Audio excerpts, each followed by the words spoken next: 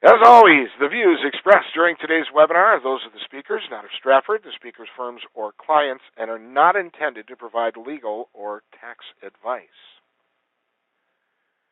We've gathered an authoritative panel of patent attorneys to offer guidance for patent examiner interviews to advance patent prosecution. The panel will discuss USPTO policy on interviews and provide insights to work within the system, including strategies for preparing for and interacting with examiners. The panel will offer guidance for conducting and leveraging examiner interviews. Our panel today includes Adriana L. Berge, partner at Finnegan Henderson Faribault Garrett and Dunner in Washington, D.C. She's joined today by Ken E. Horton. Kenneth is a shareholder at Kirton McConkie in Salt Lake City. And rounding out our panel today, Marvin Petry. Marvin's a member at Stites Harbison in Alexandria, Virginia. Ken will be speaking first today, so Ken, I will turn the audience over to you now. Thank you, Don. Good morning or good afternoon, everybody. As the first presenter, I have the wonderful duty of trying to give you a little bit of background and introductory information. So on patent examiner interview strategy. So with that, let's dive right into it. I'm going to cover, one, the benefits of all interviews. Second, I'll be talking about some of the applicable regulations and guidelines. This won't be too long of a section. And then dealing with two selected topics of scheduling the interview and a first action interview program. What are interviews? The benefits. Why do we do interviews? It's to really facilitate a better understanding of the USPTO process of procedures, policies, and most importantly, the examiner himself. What we really are trying to do in our jobs are open the lines of communication with the examiner. We've all been in instances where we either have a frustrating examiner or we're going back and forth with an examiner, and it's clear that we're not seeing eye to eye. And I think most of us in our jobs, what we most want is to see eye to eye with the examiner. With that in place, we at least know how best to do our jobs. It also advances examination of applications. We've all experienced that. It facilitates resolution of issues, and that's clearly the case. It also gives us a little more options sometimes in what is notice and procedure needed. It's not very often from a procedural perspective that we need to understand what the examiner is looking for, but sometimes that is helpful. And also, as last noted, it does facilitate communications between the office and all the stakeholders. A couple of data that I pulled from the U.S. Patent and Trademark Office website. This talks about the increasing just total amount of interview time that is being utilized by us at the U.S. Patent and Trademark Office with examiners. As you can see, it's increasing from 2008 to 2014 and will most likely continue to increase. Also, the disposal rate in terms of being able to dispose of applications, and these had at least one interview. You can see it's steadily increasing. I don't know why it dropped there in 2015. It's kind of surprising to me that it did because I would expect that to keep going up and up. Also, the impact on compliance rate. Again, all of this is data from the U.S. Patent and Trademark Office. Just compliance, you can tell both in process for a patent application, compliance is higher than with an interview than without, as well as the allowance compliance with an interview and without. Most of the regulations we're going to have about examiner interviews are all contained in MPEP 713.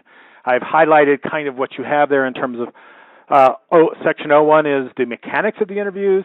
02 is interviews before the first office action. Now, that's not for the first office action interview program we'll be talking about. That's just clearly before the examiner picks it up in a regular examination. 713.03 is no phishing interviews. We'll talk about this a little bit later. I think Adriana will talk about it. Now, it says phishing, and we all use that term phishing. But it doesn't, I often think of it as a harpooning. Phishing means we're going out there and you're trying to just get anything possible out of the examiner. It's not directed at all. Harpooning, if you've ever been out there, you have a directed goal in mind. Now, that's not prohibited, and most examiners are okay with you doing a little phishing if it's harpooning. It's a little different if you clearly have no direction in mind and you're just trying to get whatever it is the examiner will throw your way. That's obviously prohibited. MPEP 713.04, substantive interviews made of record. While this is a requirement, not always followed too much by examiners.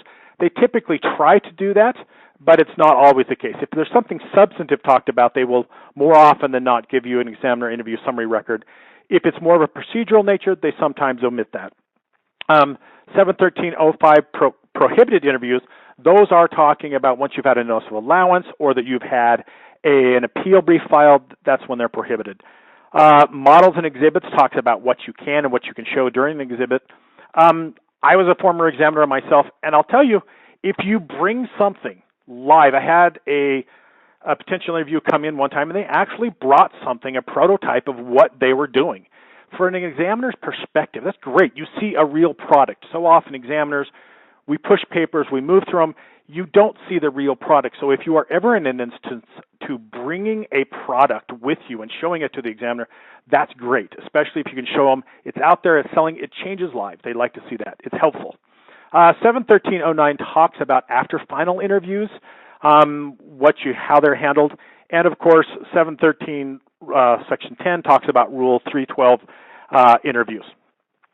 With that said, let's move into some of the guidelines that the USPTO puts out there. The links are all listed below the parts there, although they did not show up in a kind of a link. But if you need this information, you can copy and paste it in your browser. They put out three guidelines here. First is an interview practice guideline for applicants. This talks about the policies, procedures, and tools available. It's a nice one. They also have, second one, an effective interview practice. Again, a summary of how you discuss substantive issues and the components of those interviews. And finally, best practices of interviews. Now, I should note, these are all from the U.S. Patent and Trademark Office perspective, which are going to be a little bit different than the perspective we as applicants often bring to the table. So they're great guidelines, they're great tools, but at the end of the day, you have to think this is what the Patent Office says would be helpful, not necessarily what practitioners say would be helpful. Also, you should be aware that examiners do receive annual training on aspects of how to use interviews and follow them. When I was in training as examiner, they always encouraged examiners to do interviews. They often encourage you because they understand it gets those lines of communications open. Now, we all have experience, though, that sometimes it can be a little tricky dealing with examiners. A lot of times, a question is often asked, how do I deal with a difficult examiner? We've all had that happen, and it's the white glove treatment. When you deal with those difficult examiners who may not understand the training, may not understand the guidelines, may not understand a specific issue, you have to be extremely careful to not focus on the examiner, focus on what he's saying. I had an instance where I was handling an ex parte reexamination, and I had a very difficult applicant in front of me who was attacking me personally rather than attacking my arguments. He had brought along an ex-group director as an interviewer who reached over, grabbed that person's knee, squoze it, and looked at him in the eye and kind of said, "You're doing this wrong." Calmed him down and took that off the table of like, well, let's talk about the issues. Rather than kind of attacking me, he said, let's deal on the issues. It was a very adept way of stepping back from don't make it adversarial, let's see how we can get forward with this. It was a great example for me as an examiner to say, wow, that was a great interview tactic, that he just basically diffused the situation because I could feel myself as an examiner getting very upset because he was attacking me. And it was very helpful for me, and I try to follow that as always. You know, it's not wrong to attack the arguments. It is wrong to attack the examiner. Finally, the USPTO does have a summary of the interview practice training that they go through there, listed at the bottom. Moving into the selected topics, often the first one I'm going to deal with is pretty straightforward, setting up the interview. You can schedule electronically with the USPTO automated interview request form. You get on electronically, you can fill that out. You do have to fill out one of the forms the U.S. Patent and Trademark Office requires you to do that. It's easier then to set it up by email, which is nice, but the information exchange is made of record. Sometimes we don't like that. You can also schedule it with the interview request form, which is just a form you fill out, send to the examiners. You propose a specific time and date. Hopefully they get back with you and agree with that, or they change it. Not a bad tool, not my best way to really go about it, because sometimes you file that form, you stick it on pair, and it sits there, and you hear nothing back for days, and you're kind of going, am I supposed to get scheduled or not? I don't think by filing that form, you actually put a ticker on the examiner's docket or anything to make them respond to that. The last one, the easiest one, is, of course, schedule by phone. I think that's always the easiest and the best because you can actually get online, get the date. Most examiners will always ask for a proposed agenda to be sent to them prior to the actual interview, and I think we'll be covering that later. So I want to dive into one of the selected topics, which is something that's been used for several years now, the First Action Interview Program. This is supposed to promote personal interviews prior to issuance of a first office action on the merit. It's supposed to help examinations helps advance examinations once they're taken up in turn. This does not expedite the examination of the application until it's picked up. Hopefully, it's supposed to cut down on the length of prosecution and sometimes gives us more options. That's what it's supposed to do, not always do that. Let's walk through a little bit of the requirements. You must make the request electronically. It must be filed at least 1 day before you file or before you receive a first office action on the merits. So quite often, the best way to do it is if you've decided for a specific client or a specific portfolio, just file that form with the application filing documents. Best practices is easy there. It's always there. The application must contain or be amended to contain a maximum of 3 independent claims, 20 total, and no multiple dependent claims. It must be directed to a single invention and not subject to a restriction requirement. Nicely, there's no fee required. And it has to be a non-reissue, non-provisional utility application. So it's pretty straightforward. If you have an application, get the 320 claims, make sure that there's not a restriction requirement that could be imposed on it. Now, that's a loose rule. I've had examiners look at those and not follow that requirement extremely carefully. Others have, and sometimes they'll pick it up and they'll call you and say, well, or at least they'll just address a specific part of those. So if you slip on that, it's not that big a deal. I've not had an examiner kick it out of the program. They'll just kind of say, well, rather than give you a formal restriction requirement, what do you want me to examine under these? The examiner will conduct a search and issue what I call a PIC, a pre-interview communication, that cites the relevant prior art and identified proposed rejections or objections. It's almost a form. They'll give you the patent and they'll give you a column and line number. It's very brief. So it identifies in just a couple lines what they're thinking of is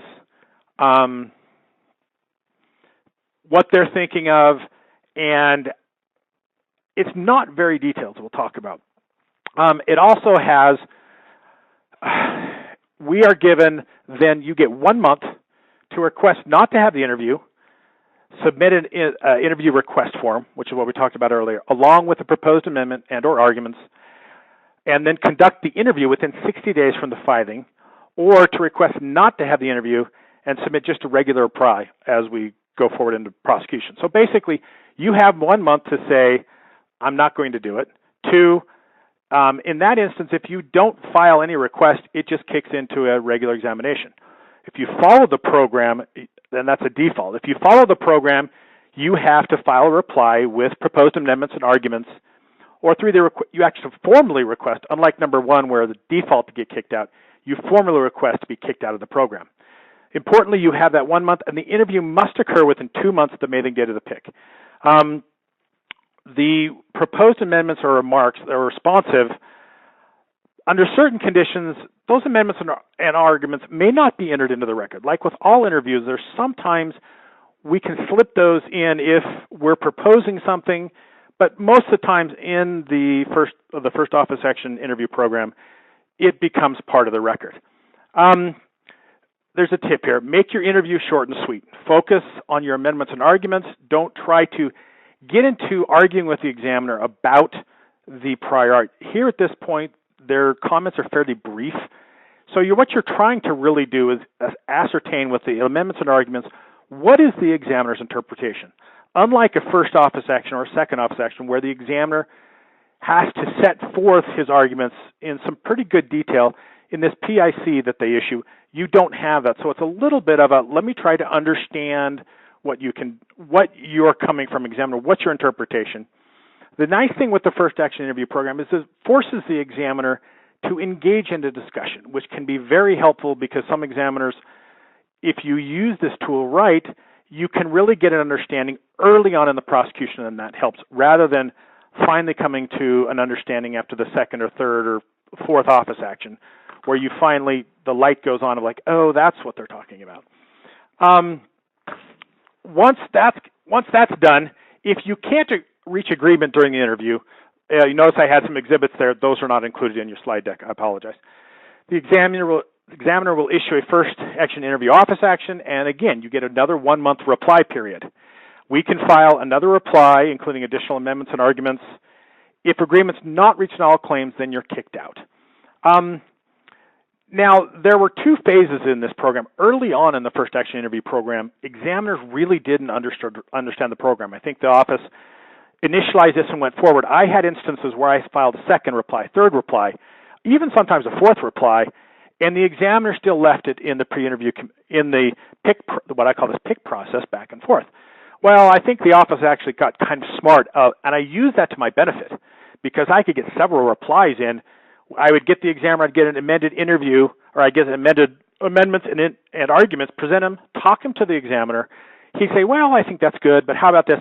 Before he would even issue the second PIC, I would file another reply, and we'd talk about it, and then I'd file another reply to where we almost got to allowance really quick. Well, I think the office saw that was being overutilized by applicants, and they formalized the procedure where it's almost like now you get your first amendment and arguments, you can't continue filing supplemental replies. They then file their next office or their next PIC, and from there it just dumps into the regular examination process. It took part of the benefit out of really being able to go back and forth with the examiner, submit some supplemental replies, and partially because I don't think the examiners understood it. Once they understood the program, they're a lot more limited to accepting those supplemental replies, and they're pretty rigid now of here's your first PIC, file amendment reply, here's your second PIC, and from there, if we don't get to an immediate allowance, we kick it out into the regular examination program, which has, from me, has taken away kind of the really enjoyable part of that ability to facilitate understanding with the examiner and file a fair amount of supplemental replies that addresses only what the examiner is looking at and get to a quick allowance. Some of the advantages of this program: enhanced interaction, sometimes advanced prosecution. You can resolve some patentability issues with the examiner at the beginning of prosecution. These are really helpful when you have 112 issues, issues such as that, where sitting down and talking to the examiner rather than going back and forth, as opposed to, here, examiner, please take a look at the specification. Here's where support is for this. Here's where support is for this. That process where we sometimes teach examiners about our invention, that can be done in this program. Like I said, early on, my experience, I had a very high allowance rate. That has dropped off as they changed the program. So it's not as beneficial. And then at the end of the program, though, you enter the normal examination, but you've had a couple bites at the apple already. Before even receiving a final off section and filing an RCE, you've had a couple bites at the apple, so it can be fairly beneficial in that sense. Disadvantages are the shortened reply period. You have to be very, very careful about. You get a 1 month reply period. That interview has to be conducted within 2 months of the PIC, so you can't schedule the interview very long. So you have to watch those dates very carefully. But the nice thing is, if you don't get those dates, they just drop it into the regular examination process. But you lose the whole benefit of trying to do that. The downside is limited examiner comments. You don't get anything on the record. I've found sometimes when the examiner makes comments regarding the prior art, I'd like to see extended comments and to see his interpretation, especially if I want to attack that interpretation as incorrect. You don't get that in these pre-interview communications, so you can't really put the examiner in a corner or paint him in the corner like you really would like sometimes. With that, I think I'll turn the time over to Marvin and let him talk about why you should conduct interviews. Thank you, Ken.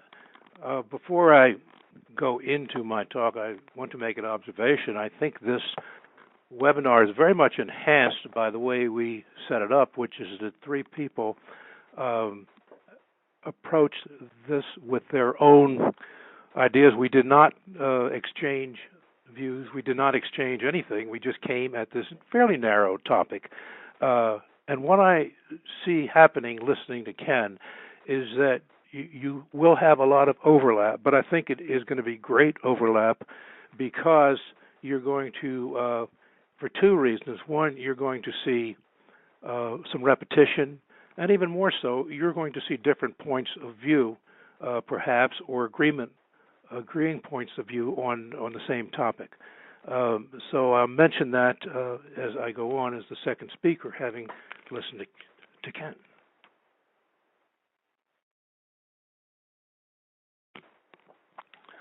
My background is that I started as an examiner many years ago, and since then I've practiced patent prosecution and litigation, but mainly patent prosecution for purposes of today, for over 30 years within walking distance or a 5-minute cab ride from the patent office. So from the start, I went over on a regular basis. I don't count my interviews. I'm sure I've hit 1,000 by now. Today I'll discuss the strategy and psychology that I've found to be useful over the years that I practiced. I'll mention if you have a question that does not get answered at the end of the webinar, a question for me, you can send me an email, include your phone number. I may decide to answer it by phone. Just pick up the phone. Basics of a successful interview. A successful interview absolutely requires that you understand the following things about examiners, even if the office actions suggest the contrary. 1, the examiner is a professional and wants to issue patents. I've heard rumors and examiners that don't want to do so, but I've never really experienced that in my practice. 2nd, the examiner is intelligent and does understand the claims, the technology, and the prior art, notwithstanding the fact that an office action sometimes seems to the contrary. So why do these office actions sometimes seem to contradict what I've just told you? Consider the divergent priorities of the examiner and the attorney. The examiner does want to allow claims, but he or she must have justification, just like we all need justification for what we do. Hard examiners simply require more justification, and sometimes hard examiners go too far and are simply wrong, but I think they are well-intentioned. Attorneys, what do we want? Well, we want the best claims permitted by the prior art, and the attorneys are usually more knowledgeable in the law that applies to the case at hand. And you should understand the relationship between the attorney and the examiner. It's a negotiation between adversarial parties. And I use that term adversarial in a mild sense. We're friends, but it is the coming together of people starting from different places and different priorities. And so what that tells us is, like any negotiation, you must be prepared to fully understand the examiner's position, be able to fully respond to the examiner's position, and be prepared to suggest acceptable alternatives, amendments approved by your client.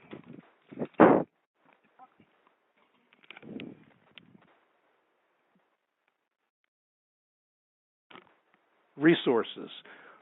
Ken covered the resources very well. And however, while these are important and you want to really understand them, I found that in developing the best strategies, I find that what I prefer to do are at odds with these guidelines. And I would explain this by the fact that the guidelines, and Ken mentioned this, are written by the examiner's point of view, which are often they're to help the examiner, which is often in conflict with what I regard are the best strategies for a successful interview. Now, I'll mention that where I do differ from the guidelines in my talk today, I differ on things that are optional. I'm not suggesting that I'm going to suggest violating any hard rules. And the example I often come up with for divergent point of views, and everybody listening in probably has experienced an examiner who gladly tells you that if you amend the claim in this and that way, he'll allow the case. And he has a smile, he or she has a smile, and think they're doing a good thing. And as the attorney, you more or less kind of roll your eyes, and oh my God, that's so limiting. But he means well, and that just to me shows the divergent point of view.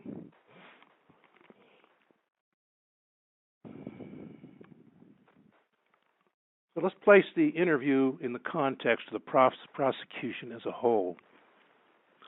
Allowance of good claims is what we're after. If it comes early and easily, you won't need an interview. But we're dealing with a more common situation where there are differences of opinion. And these differences can arise any time in the prosecution. After the first office action, final rejection on appeal. And I say that because maybe engaging the examiner at just one point where something comes up might be a good thing, and I'll get more into that later. Now, the only way to get beyond these differences, you must know what the examiner is thinking. It's almost never clear from the usually vague office action. In fact, we have to appreciate the examiner's job is to tell you how he or she reads the references on the claims, but not why. And therein lies the rub in many cases. So there's really no way to know what an examiner is thinking without an interview. And so I would say that the question to the answer to the question raised at the first page of my slides is that is why you should conduct an interview, to know what the examiner's thinking, if I had to crystallize it to one thing. My slide says the horse and cow example. Well, it's kind of simple, but it makes the point. The claim is a horse. The reference is a cow. How can this be? We all know a horse is not a cow. Is the examiner stupid? People might think so, but the answer is no. Does the examiner not know a difference from a horse or a cow? Well, if it weren't such a simple example I'm using, you might think something like, yes, but it's no, they do know. Should you provide the examiner with a dictionary explaining a horse and a cow? No. So what's happening here? The examiner feels that the cow reference kind of meets the definition of the horse within the claims. Well, it's an animal, with 4 legs. You call it a horse, but there's not enough in the claim really to cause him. There isn't enough in the claim why he should not recite a cow as a reference. Remember, I said he doesn't have to explain it. So you go into an interview, you raise your argument. Hopefully you're not too angry with the examiner at this point. And the examiner explains, well, the claim reads on a cow, as I mentioned a minute ago. Your word horse is very functional. And he just tells you the reference shows a horse. Well, you're talking to the examiner, and of course the first thing you know is, what are you thinking? He says, well, what he's thinking is what I just told you. So you think a little bit, and you say, well, what if I put in further details of the horse? I give it a mane, for example. Well, the examiner might just say, well, yeah, I'll allow that. Sorry it's such a simple example, but that's the way it goes. So now you're into the interview, and you run into a stalemate. The examiner cannot or will not explain what he or she is thinking, or the examiner does explain, and he or she will not agree to the proposed claim amendments. Now, once you reach such a stalemate, don't leave. You're only halfway through. Now you turn the interview into questions to clarify the examiner's position. Why did the examiner reach that factual determination? Where does the reference actually show that? You can ask legal questions. Where does the office action state the teaching suggestion or motivation? Where does the office action give reasons for making the claim? Thinking of KSR, articulated reasons. Wouldn't you agree that the combination destroys the primary reference for its intended purpose? Well, wouldn't you agree that the combination causes the primary reference to operate under a different principle? And that's enough. There may be others. So, there is no such thing as a bad interview, because basically you should come away with either an agreement to withdraw the rejection or you have what you need for a persuasive response. Also, if you are surprised by a new reference, many examiners say, well, consider this. Start immediately to ask questions to clarify the relevance of this new reference. Don't just take it back to the office, as sometimes the examiner forced us to do, but not if you have to, and get their position. Now, if everything else I've said has not been successful, I would tell the examiner right there and then that you want to take this up to the next level. You go from the examiner to the SPE or from the SPE to the group director. It's very important that you communicate these intentions to the one you're talking to, be it the examiner or the SPE. You never go over their head without informing them that you've done that. I know nobody would really think that's a good idea. In fact, in this case, it's improper protocol, and the examiner will really resent it.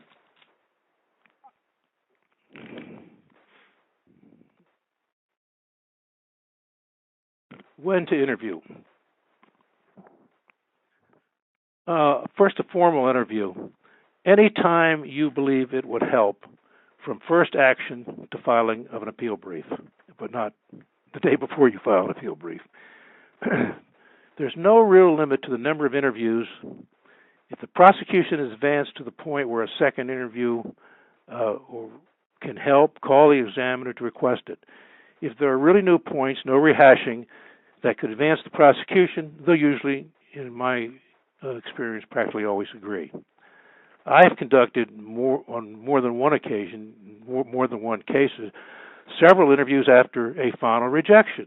Say the first one comes, right after the final rejection, and then I file a request for reconsideration. Then I get an advisory action explaining what's wrong with my request for reconsideration, and now I'm really in a position to go forward, whether it's an RCE or appeal. I have a lot of information.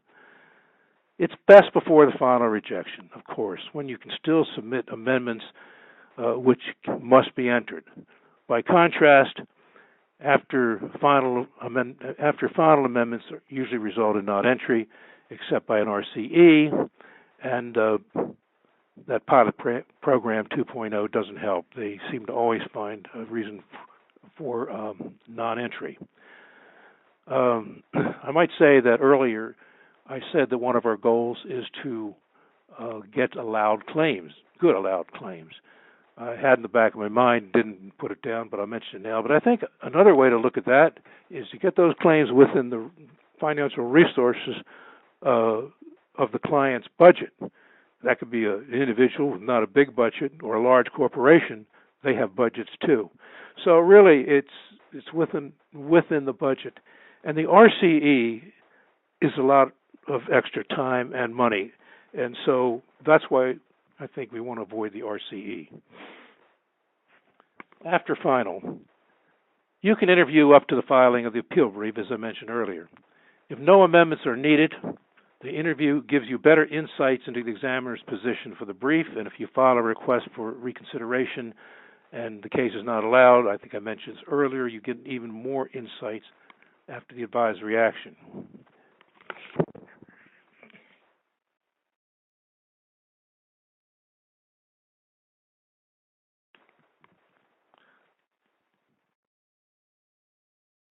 I'm using one hand to hold the phone and change the slides.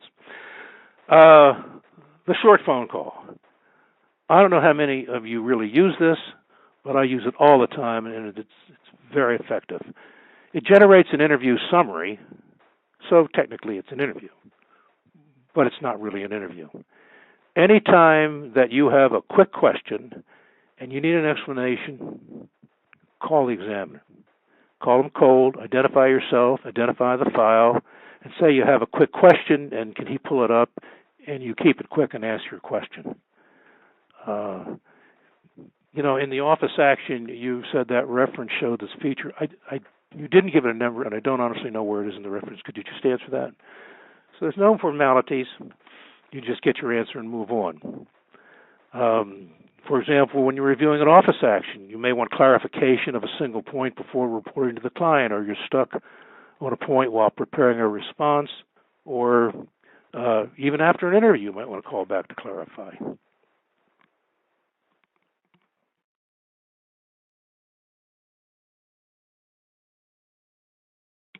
Initiating the interview. I have a strong opinion here that I don't know if others in the panel share.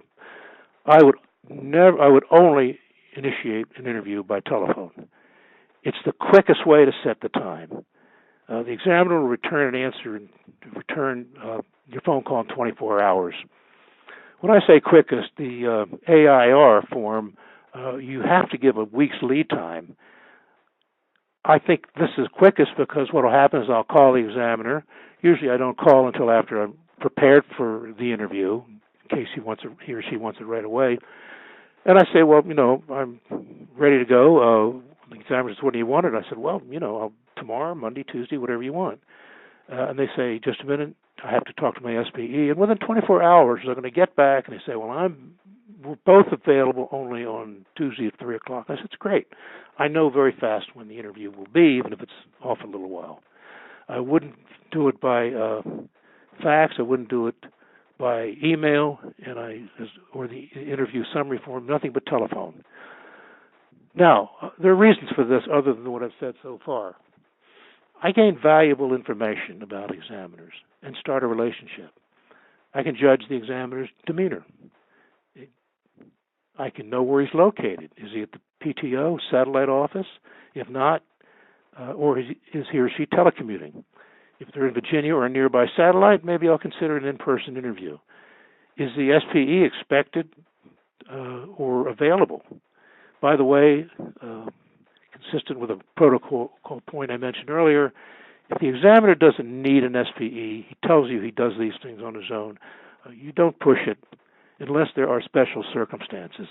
The examiner does resent it. You'll get your SP eventually, but don't push him if he tells you not to. Two more reasons, kind of beyond my slide 27. You can resolve a key point and avoid the interview altogether. It really turns into what I mentioned earlier. It's kind of a combination of initiating the interview and a short phone call. You call up and you say, yes, I'd like to arrange the interview. But by the way, I really just want to talk about the Jones reference and claim 1. And I don't really see where, the Jones reference has that point. I'll amend it. I can even tell you what the amendments are. And that could actually resolve the whole thing. I had an example last week. I planned an interview, actually it was a couple weeks ago. I planned an interview, and while preparing, I saw a key factual weak point in the examiner's position, which I knew a simple claim amendment would overcome. So I called the examiner essentially to set up an interview, but I turned it into a short call, told him the amendments, and faxed them to him, and basically called me back and agreed, and that was the end of that. The case was allowed. And also, another point is you can shorten or eliminate the agenda. And I'm going to discuss in a few minutes why you want to limit your agenda. For example, tell the examiner that you only want to discuss Claim 1 of the Jones reference. I know I repeated that. Apologies. The examiner now focuses and may not even ask you for an agenda. Because, no, I'll stop there and move on to the next slide.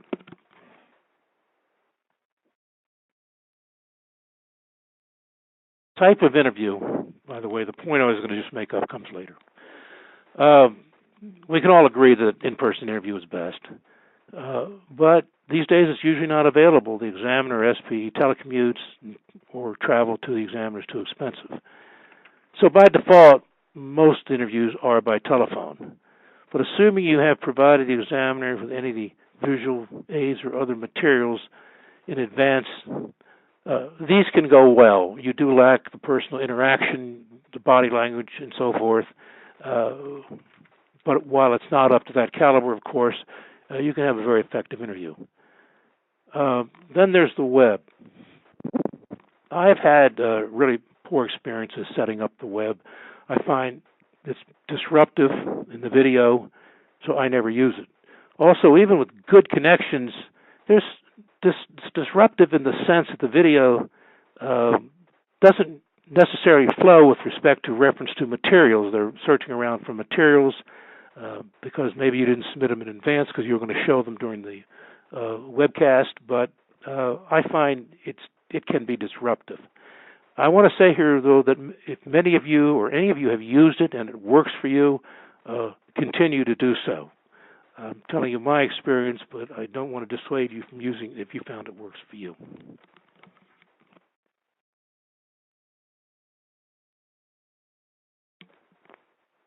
Essential aspects of an interview. I'm sorry if there's a little repetition here. It's on purpose. Just read those three things. They're so absolutely important, and this is put up here really for purposes of emphasis.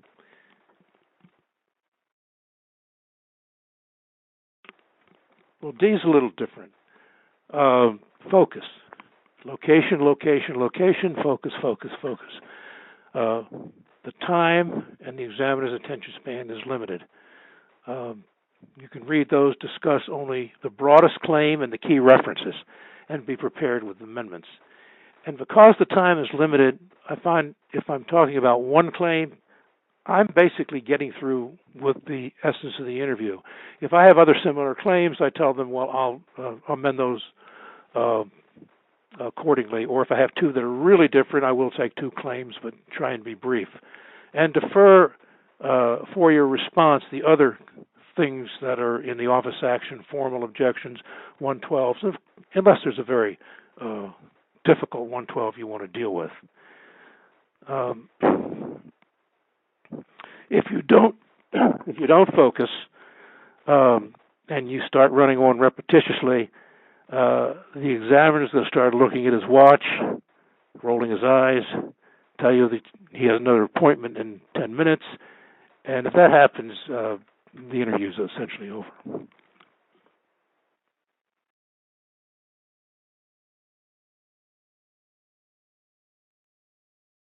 Agenda.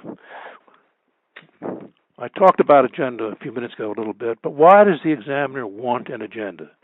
Because without some guidance, they would need an enormous amount of time to be prepared on all the issues, all the claims, the references. So they generally ask for more information than they really need. By contrast, first of all, I mentioned earlier how you can cut down the agenda by the short phone call or by hitting the high points in the initiation phone call.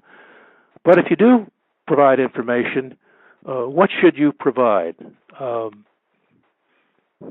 Claim amendments, I think, are necessary, but not backup amendments. And beyond that, I'd give them topics and not details. You're going to discuss this claim, this reference. You'll raise legal issues under 103. Or lastly, you will ask questions to clarify. I've had interviews where when I called, I said, I don't have an agenda. I just don't understand a lot of things. That's it. No, he doesn't ask for an agenda, and you go in and you ask your questions. There are ways you can shorten the agenda. As I mentioned earlier, a brief explanation, and so forth, the initiation phone call. There's a reason why you want to shorten the agenda. Under the latest training manuals for the examiners, it's FY 2016, actually, and I couldn't pull it up on the internet, but the examiner sent it to me. Current examiner guidelines require that anything submitted before the interview will be attached to the interview summary. I'm thinking file wrapper estoppel. Nobody wants that. Technically, those are not official, and you should include with materials that you submit with the agenda that these are submitted only for purposes of discussion, sort of agenda, but you don't want to take a chance that at some point in time, some future judge won't say that they create file wrapper estoppel. Thank you. I'm finished. Adriana? Thank you, Marvin. Thanks for discussing why you should conduct interviews. Next up, we're going to take a look at how the USPTO system and really the examiner count system works and how to use that knowledge for scheduling and conducting examiner interviews. Before we actually jump into the examiner count system, let's first take a look at an overview from the USPTO of their current programs and initiatives. And what you see here with the big blue arrows under interview options is really, you have this opportunity to schedule an examiner interview throughout prosecution, as we heard from Ken and as we heard from Marvin. And that's wonderful. That gives you this opportunity, and it shows you the USPTO actually encourages examiner interviews. Now, with that, let's take a look at the nuts and bolts of the examiner count system. The USPTO's examiner count system has its fair share of commentators and critics, but today I'm just going to focus on the basics to better understand when to interview and how it fits into an examiner's workload. The count system. The count system really measures the examiner's production. It's the examiner's production goals are met by receiving these counts that are accrued by various different actions associated with the examination process. And the examiner gets different credit at different stages of the examination. You may often hear, a balanced disposal. And really what that is the average time it takes for a patent examination from first action to a final disposal. And a final disposal can mean a RCE, an abandonment, or an allowance. So really, that life, first action to some disposition at the end. Now, the examiner count system takes into, or the production system really takes into a number of different factors. Some of those are listed here. The class and the technology, the examiner's GS level, and how complex the technology is, and how long it really takes an examiner to examine in that art unit.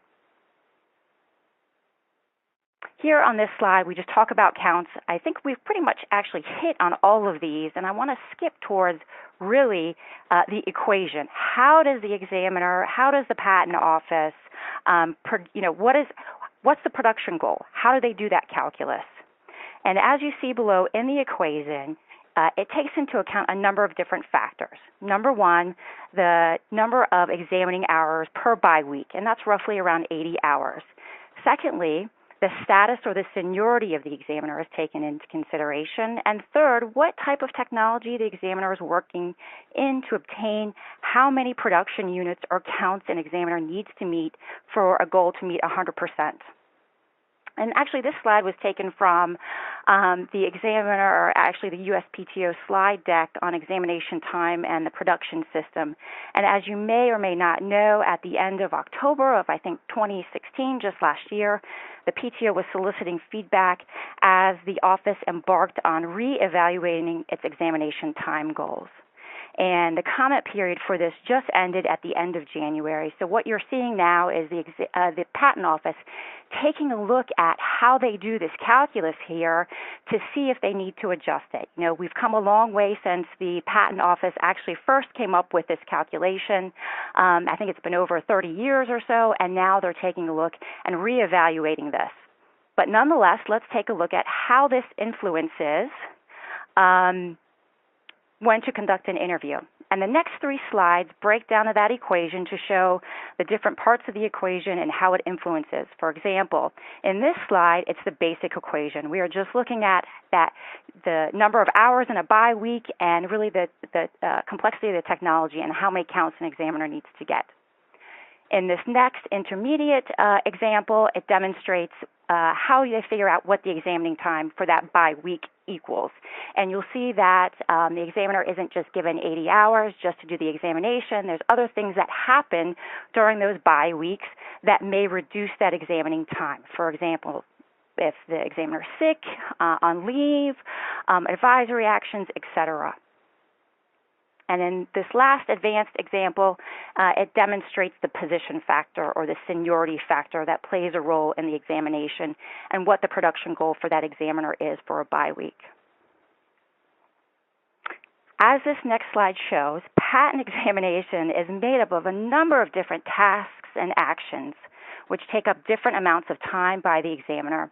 Thus, they are weighted differently from a count or a production perspective. And looking at this pie chart, it's really interesting because about 50%, the dark red and the dark green, make up the initial search that the examiner has to perform, as well as preparing for that initial first office action. And so what you see then in this next slide is the weight of those tasks, what the count value is associated with the different tasks or the actions that the examiner does. So as you see, the highest count value is associated with that first office action at 1.25. And that's the highest value. And as you see with subsequent RCEs, that value goes down. And so what the office tries to do or has tried to do is really conduct, as we saw in that last pie chart, that initial search and examination takes a while, and so they're giving a higher value to that because they want prosecution to be compact and they want good prosecution. So they're weighing that initial search and examination much more than other disposals or other actions, a final office action or after an RCE or a second RCE. So there is some motivation essentially to allow applications earlier. Again, when you look at going back to that balanced disposal, you'll see that a non-final office action plus a final office action and some type of disposal results in 2 counts for the examiner, and that's essentially considered a balanced disposal. Now, this all kind of begs the question, how are examiner interviews factored into the examiner's production? Well, it turns out examiner interviews are counted as other time. They don't actually get a count per se for an examiner interview. What they do get is an hour of other time for an examiner interview. And as you see here in this list, there's other actions or tasks that get this other time as well. So this reduces, on that 80-hour bye week, it takes away an hour of that time for examination, and they're able to conduct this examiner interview. So it reduces that examination time during the bye week. Now, a lot of times examiners not only get an hour of this other time, but usually after that interview, they are incentivized and the applicant is incentivized to do something else. For example, maybe there's an amendment that needs to be filed, an RCE, or maybe, under the best circumstances, maybe we've all reached an agreement and there's allowance here. And so it gives them an opportunity to combine some of these counts. And so there is this incentive to get more counts after this examiner interview. This next slide really, again, just highlights some instances where there are 0 counts and 0 other time that the examiner, doesn't get to account for, and essentially doesn't, it's not towards that bi-week production goal. And so these are things to keep in mind as you're looking not only just from a examiner interview perspective, but from a prosecution perspective as well. This final slide is an example of a bi-week production goal calculation. And this example, again, was taken from the USPTO slide presentation about examination time and the production system. And I just wanted to leave that and, have that for your information because it really kind of, again, highlights the competing interests for examiner time and really what they're up against as they're going through these bye weeks and the applicant trying to schedule an interview. Another consideration beyond how an examiner interview gets quote unquote counted in the production system is whether there's a preferred time during the fiscal year to conduct an interview or even during bye weeks or quarters. And, I think those are all considerations when you're looking to schedule an interview because a lot of times during the bye weeks, most likely you're not going to get an interview on Count Monday when their counts are due to their speeds. So just bear that in mind when you're looking to schedule. And as we've heard from Marvin, when you're looking to call them up and ask for that examiner interview, most likely on a buy Monday, you're not, or on a count Monday, you're not going to get that examiner interview on that day. I think the other consideration is, and I think, there's different pros and cons, or, people have anecdotal evidence regarding the fiscal year here. The USPTO's fiscal year runs from October 1st to September 30th. At the end of that fiscal year, examiners are looking for counts. They need to make sure that they are getting their bonuses. At the same time, there are quality review programs that want to make sure that those initiatives have been met. And so what this means is during that August-September time period, and maybe, we've all experienced it, that there are examiners calling us versus, the applicants calling the examiners. And so that's something to bear in mind, that, that August-September time period, you may not be able to get that examiner interview because they're really trying to meet their goals and quotas for the year, and maybe just backtrack it a little bit. So sometime over the summer, in some of my difficult cases, you'll see that I will reach out to examiners to get that examiner interview on record and in front of them to talk about cases, such that maybe by the time that August-September time frame rolls around, they're looking at my case again, and now it's at the end of their fiscal year, that it maybe looked a little more favorably upon it, or, maybe they reach out to me and say, hey, I had a chance to consider, what you said during the interview and your response, and, I think we can come to some compromise, or we can find some common ground here. So taking in consideration the fiscal year, even I think anecdotally, some art units at the end of the quarters, when they have to report to their technology director, you may see some increased activity as well. So those are all things to consider as you're looking to interview and where you are in that prosecution process. Another consideration that we touched on briefly when we're looking at the production equation, and that was seniority of the examiner, or the position factor of the examiner. I think Marvin hit on this as well during his talk, that when you're scheduling examiner interview, it's important to know who you're dealing with. Are you dealing with a junior examiner, or are you dealing with a primary? It may be, as you're scheduling with that junior examiner, if they don't volunteer, to suggest that their speed is going to be there, it may be beneficial just to ask, not necessarily insinuating that they need to be there, but I tend to always know what the level of my examiner is, just such that I need to make sure all those players are in the room when we're talking about the cases.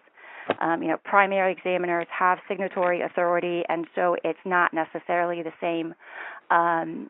You don't necessarily need to have somebody else there. And in some instances, what I've found is, especially recently with respect to Alice and 101 rejections, some of the examiners aren't necessarily, don't get to see the same amount of 101 rejections, and it may be helpful to have the 101 specialist there as you're discussing the 101 rejection, if that's a point of contention. But I think generally speaking, looking at where your examiner falls on the spectrum is helpful, and it gives you some background information about who really needs to be there and some considerations on your part as you go into the examiner interview.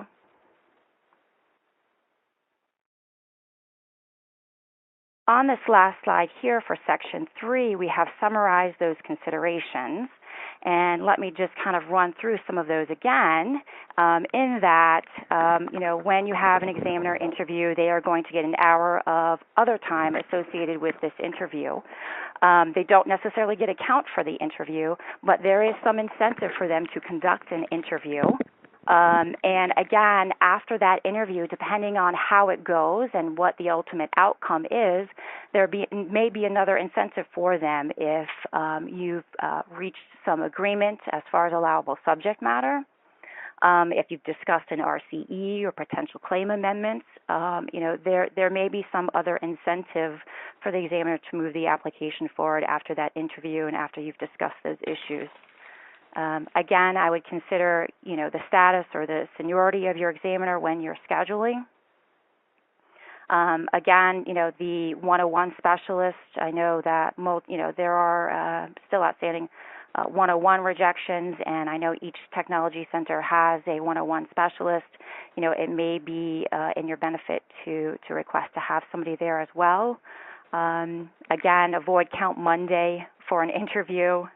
And then just as a whole, when you're considering scheduling an interview, know when, know where we are in the fiscal year. I think, again, having that understanding at the end of this fiscal year that August, September time period, examiners are going to be crunched, and they may be hesitant to schedule examiner interviews during that time period as they're trying to get their counts and as they're trying to move cases along or get through doing some first office actions, et cetera. So I think those are all different types of considerations from the USPTO's perspective when we're looking to schedule examiner interviews and understanding kind of the constraints the examiner themselves have on scheduling examiner interviews and fitting it into their workload per se. So next up, we will end the webinar with Section 4, which is directed to best practices. And I think you've heard from each of us today during the other sections different best practices, considerations as we go through and as we not only schedule the examiner interview, but as we conduct them and, what to do afterwards as well. This next section is really divided up into 3 different categories. The first one, preparation. The second one, agenda. And the last, presenting claim amendments. So we'll each touch on some of those and, again, summarize what I think you've heard throughout the presentation this afternoon regarding best practices, consideration, and techniques. So preparation. Overall, I know Marvin spoke on this. There's all these different types of interviews, personal, telephone, video conference. And I definitely agree with Marvin that if you can do a personal interview, that's the best option. But I think most part examiners are hoteling and giving the various different locations of the different USPTO offices. Most likely, you're going to have to do a telephone interview. I know Ken also highlighted in his talk the interview request form. The other bullet point here is if you need to find what the examiner's contact information is, the USPTO as well as the back of your office action, that last page should have the examiner's contact information on there. Adriana, I'm going to jump in for 1 second here. Sure. A lot of time Adriana and Marvin have the ability to be in the D.C. area. I'm out here located in Salt Lake City, and clients are always like, well, is it worth the cost of a personal interview, no matter where I have to go? If you look at the cost of examination of just one additional office action, of attorney time and costs, and you compare that to the cost for travel, if you can even save one office action reply, you're saving the client. You're giving them a cost saving. So that's always can justify it to a client of in-house people saying, listen, I'm trying to save you money here. I can save you, on this possibly at least 1 or 2 replies, which at the end of the day, those personal interviews can pay for themselves. Yeah, I totally agree. And I think, to some of the other points that we talked about earlier in the presentation too, if you have a relationship with that examiner, coming in and doing the examiner interview, you're not necessarily gaining anything because you already have that relationship, and doing a telephone interview is just as good. And I think that while personal interviews are helpful when you've got some complicated issues or multiple claim amendments, because it's just nice to spread out and to actually point to references. As Marvin pointed out, the examiner is very well aware of the references and their teachings and your claims. And so, merely pointing out over the telephone, here, you need to look at column 4, line 65, that's really where the teaching is, and that's why I think this teaches away. The personal interviews, the telephone interviews, and I will admit I have not done a web interview, and I probably have no inclination to do a web interview, but it's I think they provide all the different options, and really the key there is communication with the examiner. And I know Ken during... I can. Want me to chime? I have something I might chime in, Adriana. Sure. We were talking. In my talk, I talked about focus, and when I jumped onto the agenda, there was something here that I did want to mention. It sort of comes in with this idea of the personal interview. I think it was a couple of weeks ago, I had an interview, and it was very long because I went deep into the questioning, and it lasted about 1.5 hours. It was all questioning, and there's no way I could have completed this interview successfully by telephone or web or anything else. And the interesting thing is, when the examiner called me later to say, oh, by the way, it was a half-an-hour interview that went an hour and a half. And as I said about on focus, if they're really into it, they will stay with you if they're learning something. That's the opposite side of rolling their eyes. And when this examiner called me later, a few days later, to say the amendment I filed made the case allowable, he even thanked me for explaining it all. And I just, wow, go figure. But that sort of shows that there are times that, and I want to make the point, it's sort of been made by everybody, and everyone in the audience sort of knows it, the importance of the personal interview. But when you're sitting across that table, I'm comparing it to phone or web, you're sitting across the table and you want to ask a question, you put the office action in front of them and say, right here. And then you go to reference right here. You can't do that any other way. I guess the point I'm making is that the personal interview, especially of course in a complicated case or really tough issues, is so much more valuable that if your client's budget, coming back to that budget, and the importance of the invention justify it, I would explain it might make the difference between getting great claims or filing an RCE and continuing those costs. So I just want to put out that thought about the interview. Also, possibly travel can be to other offices, the 4 satellite offices. I know there's not as many examiners there as Virginia. And a lot of people come into Washington with a bag full, briefcase full of about 5 cases they've set up, and so they cut the travel cost. So there are ways to cut it. It's definitely very, very important, and I'll let my thought go. I'll finish my thought here on that. Okay. Adriana, over to you. Sure. So next up in preparation, and I think Ken went over all of these, the different resources that are available for the interviews, and I would echo what Ken said about the AIR tool, and I think Marv even suggested not necessarily using this. I think in some instances where I have found the AIR tool, which is the automated email that essentially gets sent to the examiner requesting an interview, you do need to schedule a week out to use this tool, but in instances where it's just been particularly difficult to get a hold of the examiner, despite numerous phone calls and attempting to play phone tag, in some instances I have found the AIR tool helpful in that, it schedules it a week out, the examiner gets an email, and we kind of go back and forth with schedules about scheduling the interview. So in instances where you haven't been able to get a hold of the examiner, or you've really just been playing phone tag one too many times, I've found it actually useful to actually use. And as far as getting ready to conduct your interview, below are some best practices that we've already probably touched on, but probably bear repeating. So, for example, being prepared, really having an understanding of what the issues are, understanding the relationship between the examiner, the applicant, and really trying to look for common ground.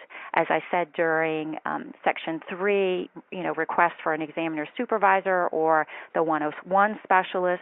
I know that, again, and maybe this is just me because I'm dealing with a lot of 101 issues recently, that having the specialist or the technology group specialist that really has looked at a number of 101 issues present during an examiner interview may be helpful. And talking to the examiner and not necessarily requesting it and suggesting that the examiner doesn't know what they're talking about with respect to 101, but just suggesting that, look, I heard that the office has 101 specialists.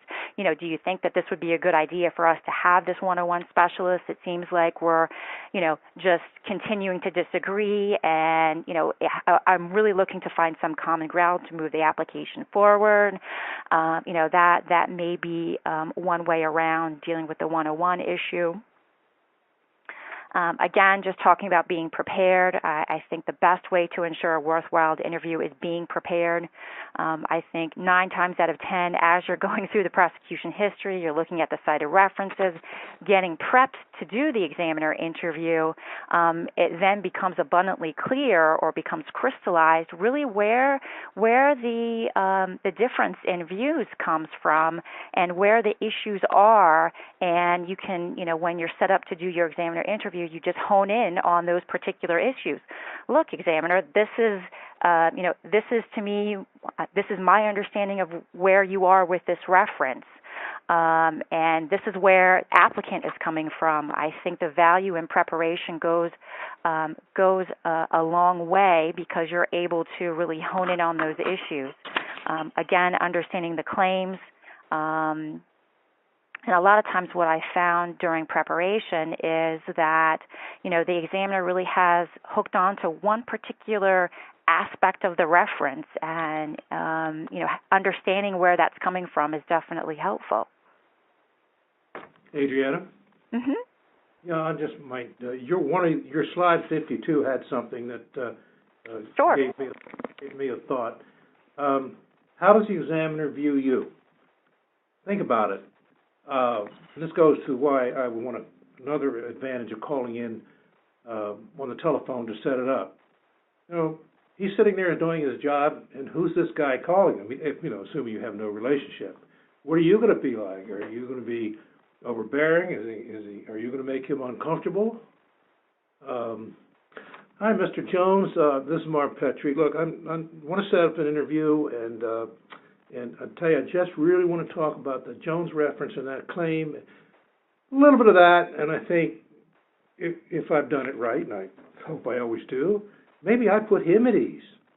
And maybe in your phone calls, you can do that, talk to the examiner in a nice tone and all, and next thing you know, he's less anxious about the interview, and you get a better greeting when you come in. So that's what I wanted to add here. Yeah, no, I think those are good points.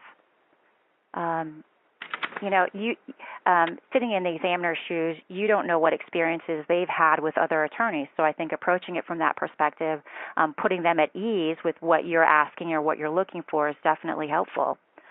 I think in this last slide on preparation, I guess the two things I would call out here is being respectful and, look, at the end of the day, you may not agree with one another, but that's okay. And I think, calling out and saying, look, I understand what you're saying. I understand the points that you have.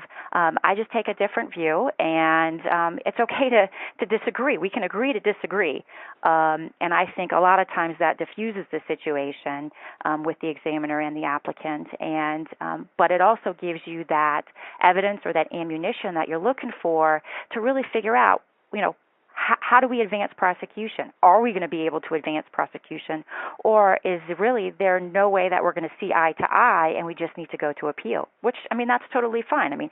That happens during prosecution, that you need to file a notice of appeal, you need to go to the PTAB. But again, being respectful, disagree without being disagreeable. And then the second point here on preparation is really seek a discussion and not a lecture. I think you need to just place yourself in the examiner's shoes. They don't want to be lectured to, and understand that that's you really should seek a discussion and a conversation about the references and about the rejections. So next up here, just to quickly talk about the agenda. I know both Ken and Marv have hit on this. And I here in this slide, on slide 57, I've never filed one of these applicant-initiated interview request forms. I've really just called the examiner up or used the AIR tool to request an interview. And for agendas, I think we've all talked about different ways in which some examiners would like to have an agenda. Others, really haven't requested at all. I think if you do an agenda, I tend not to put so much details, but really hone in on those particular issues, the claims, specific claims, and particular references. And a lot of time for a 103 or an obviousness rejection, it tends just to be that primary reference that I want to talk about. And so highlighting that to the examiner, again, it puts them at ease. They know what you want to talk about. They know what what to focus on in their preparation as they're getting ready for the interview itself as well. Adriana, can I jump in here for 2 seconds? Sure. I have actually used that form, and the form that on the previous slide. Yeah. And I used it because an examiner actually requested me to use the thing. I had never used it before either. I do know when you file that, it puts a tickler on their system that they actually have to somehow schedule the interview. So I use that in instances where if I'm just filing something else and I want to, if I'm doing, for an example, an RCE, I've got some amendments and I want to talk to the examiner about it, I file that form because it automatically puts a tickler in there that we have to schedule the interview and we can work it out. So it is a nice thing to, if you're doing something else and you're not calling for just the interview, but you want it to be addressed somewhere down the road, that can be useful.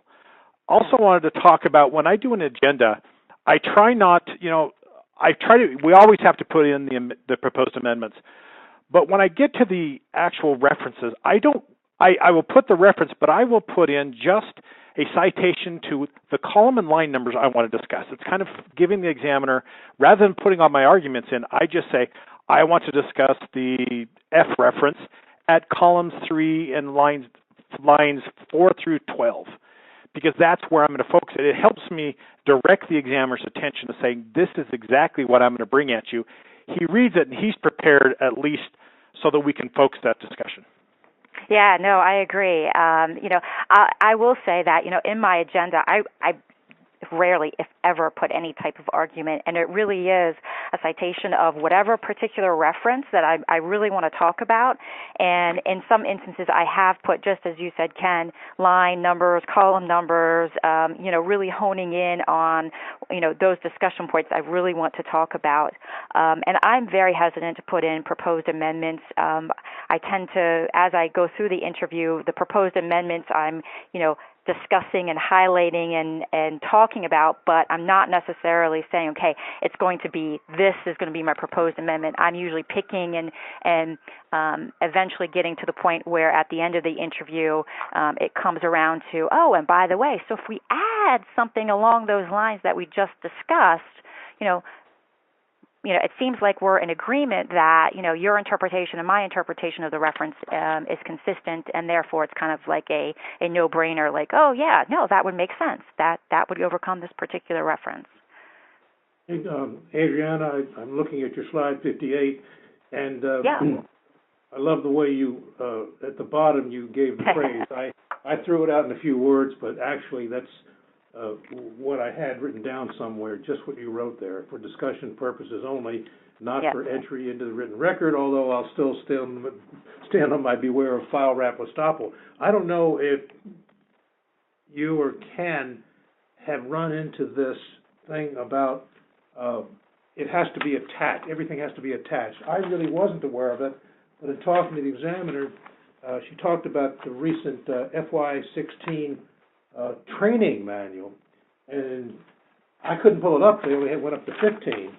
And at about page 1 there up at the bottom, and you're not going to find this except by asking for it, attach any agenda or other items, including proposed amendments provided for the interview, to the appropriate interview summary form. Now, I wasn't aware of that, and I hadn't seen it, and so it's there. Yeah, usually that is my header that I put on a lot of things that go into the office, even my agenda, I'll usually just put for discussion purposes only.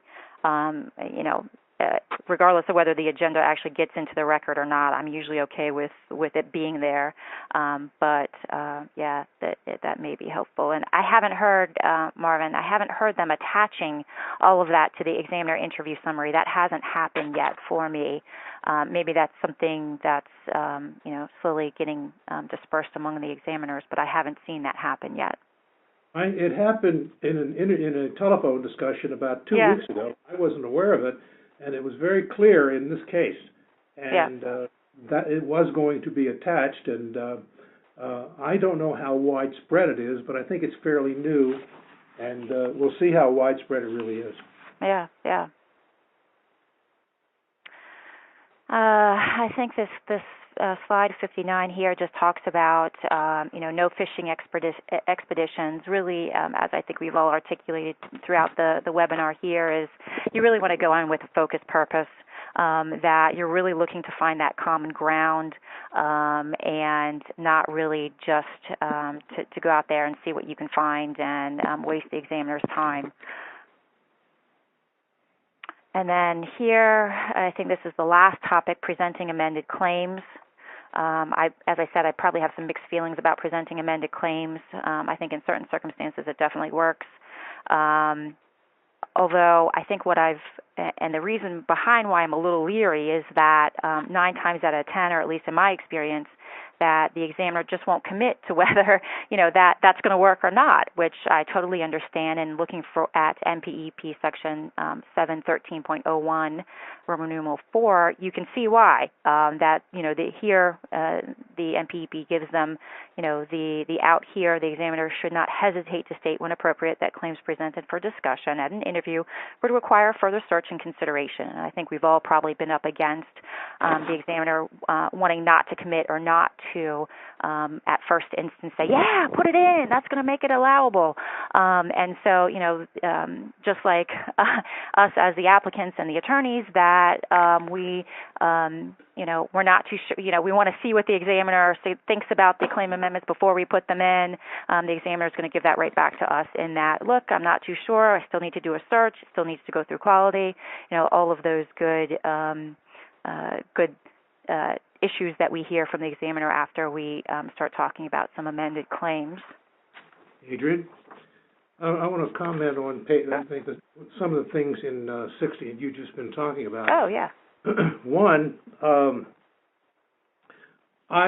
when I say put in amendments, these are amendments that, we've talked to the client, pretty sure we need them, the client's approved, and I'm very willing to do it.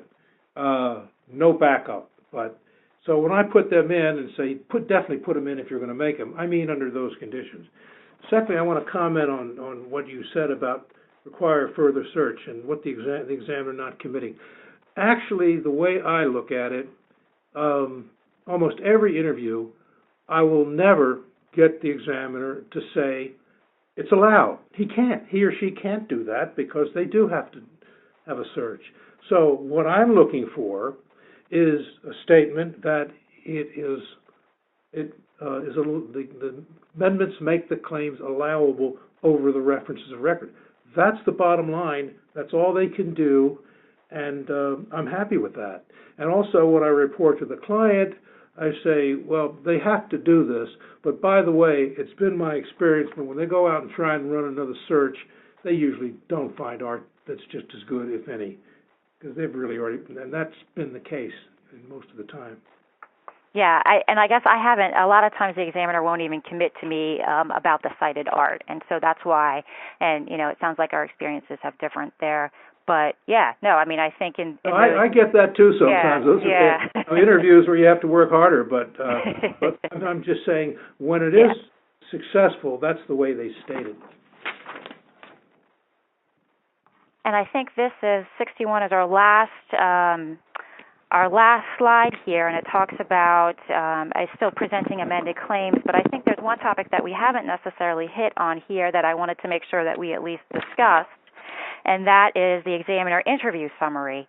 I know that, after you conduct the examiner interview, the examiner is going to do an examiner interview summary, and it's often beneficial to discuss with the examiner before you either leave the PTO or hang up the phone.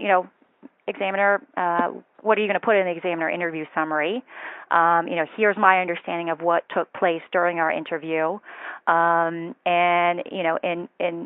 for all intents and purposes, even though you haven't reached an agreement, there were certain aspects of the rejection or the cited art that was discussed, and that's usually what I try to get the examiner to put into the examiner interview summary.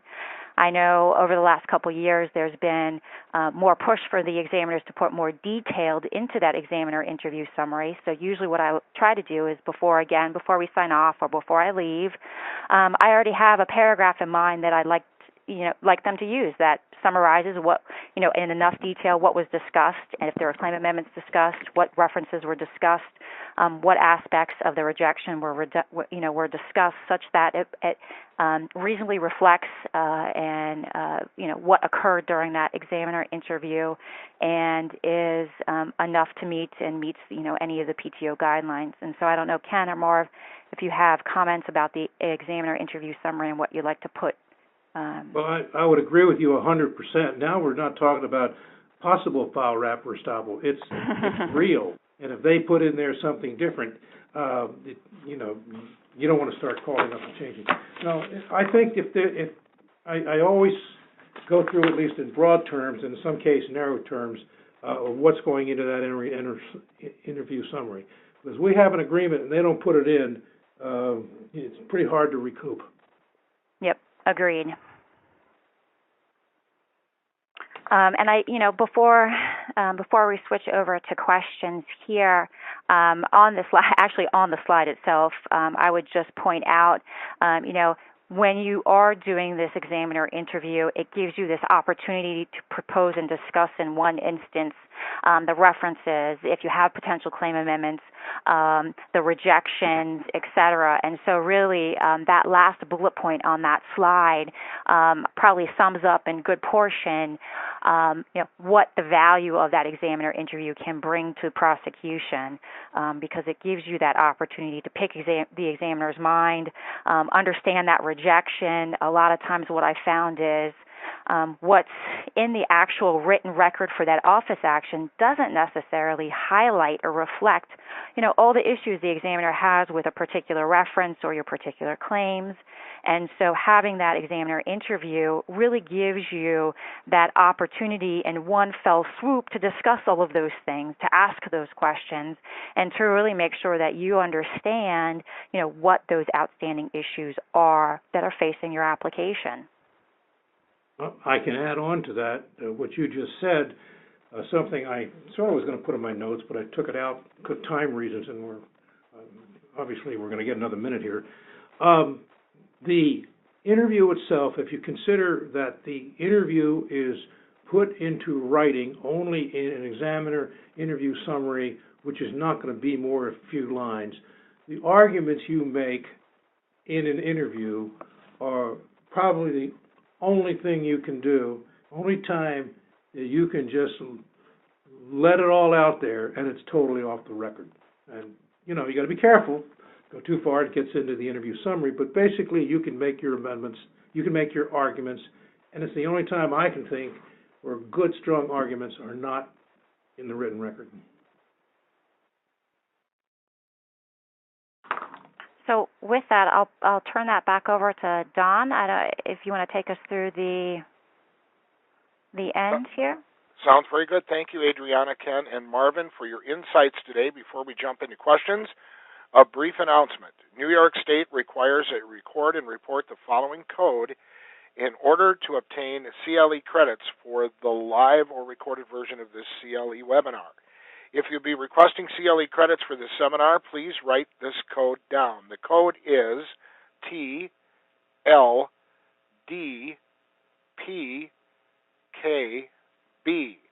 That's T as in Tango, L like lemon, D as in Delta, P like Papa, K as in Kilo, and B like Bravo. Again, that's TLDPKB. be. And now on to our live question and answer session. Listeners can ask our speakers any questions relevant to today's topic. You may email your questions to iplaw@stratfordpub.com or submit them by typing them into the Q&A box at the bottom of the screen and hitting enter. You may also ask questions by telephone. To do so, press *pound on your touch-tone phone. Again, that's *pound after you press *pound, and when it's your turn, you'll hear your microphone has been turned on, and you have the floor. If for any reason you decide not to ask your question, you can then press *pound to exit the question queue. If you are asking a question by phone, please turn off the sound on your computer's desktop. And at this time, we have no questions in the audio queue, so we'll jump into our questions that we received through the software. And our first question is, do you have any suggestions for setting up an in-person interview if your examiner is hoteling, telecommuting, and indicates that it's not possible?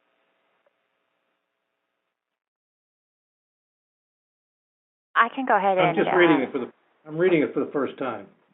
Suggestions for setting up an in-person interview if your examiner is hoteling. So I guess, my response to that question is, you may not want to press them for an in-person interview if they're hoteling and or telecommuting and it's just not possible to do an in-person interview. While, again, in-person interviews are the gold standard because you'd like to sit down and have the references and the rejection and go back and forth. If the examiner is telecommuting or hoteling or, in a physical different location, try the telephone interview first, and most likely you're not going to get them in person, and it may be an option again to do the WebEx or the video conference if you feel the need that you want to see them and have that connection with them. But again, as you're setting up the interview, you also should be able to judge, really whether you're pushing the examiner a little too much to do the in-person interview or, their preference really is not to come into the office. I mean, I have examiners that I've interviewed in person before here at the PTO in Alexandria, and now they are hoteling, and they really just don't want to come in. They would prefer just to do a telephone interview, and, that's fine. And I found that after doing a number of telephone interviews with them, we have a great relationship, just as if I was in there and they saw me. So I think you still can get those benefits of an in-person interview, but, it's just going to be via the telephone or WebEx. There's one variation. Being here right near the Virginia Patent Office, I have on occasion, if an SPE and a junior examiner are going to be involved, I've gone in with, if one's hoteling and one's not, I've actually gone in and been across the table from, in that case, it was the junior examiner, and we had the SPE on the line, and it was half of a personal interview. Yeah. No, that has happened a couple times as well for me. All right, our next question. How and when is the best way to request a one-on-one specialist or supervisor? So I've done that in a couple of instances. The 101 specialist, usually I've gone back and forth with the examiner about the 101 issue, and usually I'll just say, hey, by the way, I heard that now, each art group unit has a 101 specialist. Do you think it would be beneficial for us to have that person come and sit in and to hear what we're talking about? That's happened a couple times, and in other instances, the actual examiner themselves suggested that the 101 specialists come in and see if we can reach some common ground or have some suggestions, et cetera. So, that's been my experience so far. And with respect to supervisors, again, if it's a junior examiner, usually I've experienced where they're going to schedule the examiner interview in conjunction with the supervisor and use the supervisor's schedule because they want the supervisor there. And I think it just also depends on the context in which you're requesting to have the supervisor there. If it's where you're dealing with a difficult examiner and you feel the need, you need to have the supervisor there, there may be other options that you want to first pursue before you actually get the supervisor involved. All right, thank you very much. We'll move on to our next question here. And the question is, at one time the examiners were required to come into the USPTO once a month. Is this still a requirement? My understanding is it's not. That's it. I think that I'm fairly sure that's been taken off the table. Anybody? Ken, Adriana, it's not 100% concrete thought, but about 90%. Do you have experience on that question? I have none. I would tend to agree with you that there is not that requirement in light of the ability for them to work remotely. Yeah. All right, our next question, what's the value of bringing a client to the interview? I'll take that one. It's extremely valuable. Now, you have to use it with caution because most time the client is not a lawyer. But when you bring a client in, it tells the examiner, this is important enough to me. If the client comes in, they see it's a live person, it's no longer on paper. I've had instances where I've even sent a client to the patent office. I haven't gone, and I've given the client instructions. I want you to present basically what your business is, what it is you do, what you're struggling with, to make it real to the examiner. And then I take over and do all the legal stuff, and the client just sits there in the office and doesn't really participate anymore. But bringing a client in can be extremely valuable because then they know it's that personal interaction. It's real, it's tangible, it's no longer just pushing paper. And were you done, Ken? Yes. I want to add to what Ken said, the caution of preparing the inventor not to do the wrong thing.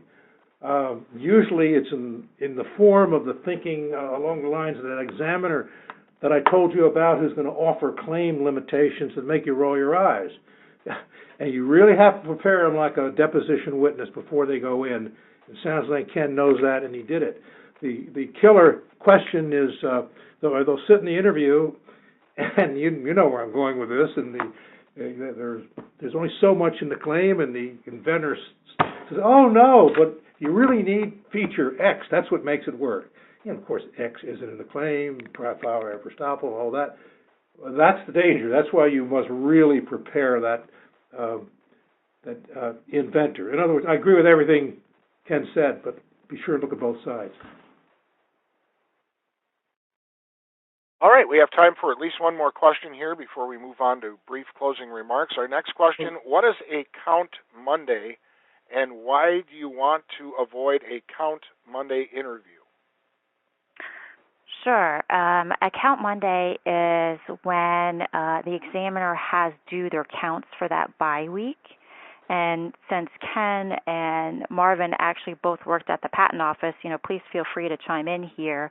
But usually on a Count Monday, the examiner is looking to get all those counts from the bye week in, and they may just be too busy to actually schedule an interview, or just maybe too preoccupied thinking that they need to do that, such that you're not going to get their undivided attention during that interview, and really the full attention that the application or the rejection or the references need to really have a better understanding of where the examiner is coming from.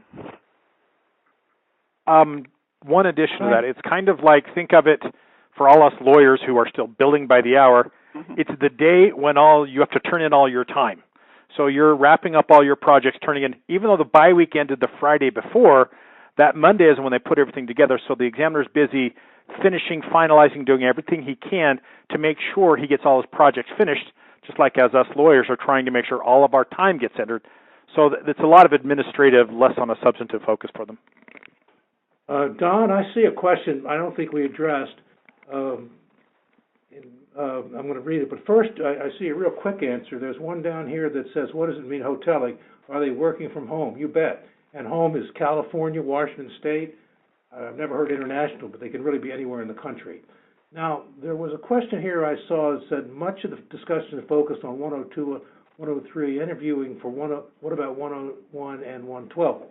I'm going to answer for 112, and maybe Andrea, I can't touch 101.